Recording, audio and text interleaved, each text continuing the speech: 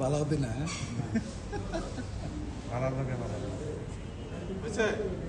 একটু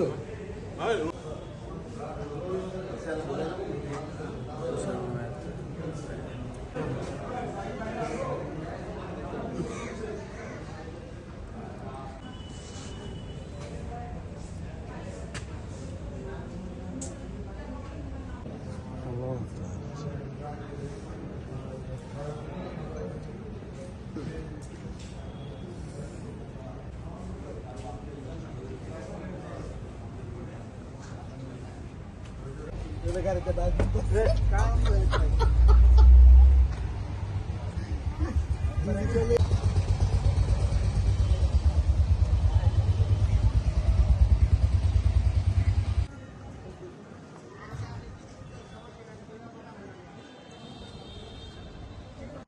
ধন্যবাদ আপনাদেরকে।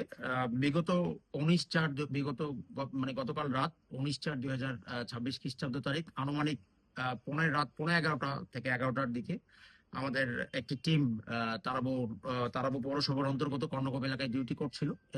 এর মধ্যে আমরা খবর পাই যে ঢাকা সিলেট হাইওয়েতে রংধনু একটি ফিলিং স্টেশন আছে। এই ফিলিং স্টেশনের সামনে প্রায় 10-15 জন সদস্যের একটি ডাকাত দল দেশীয় অস্ত্র সহ হাইওয়ে রোড ব্যারিকেড দিয়ে ডাকাতির প্রস্তুতি নিচ্ছিল।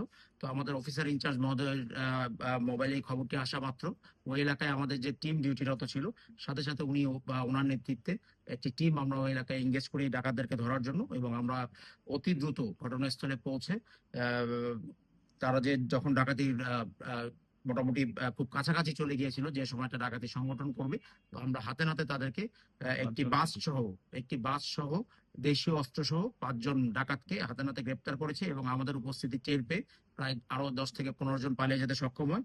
তো কালকের এই ঘটনাটি আমরা মনে করি যে আমরা যদি সঠিক সময় রেসপন্স করতে না পারতাম তাহলে বড় কোনো অকারেন্স ঘটানোর তারা প্রস্তুতি নিচ্ছিল।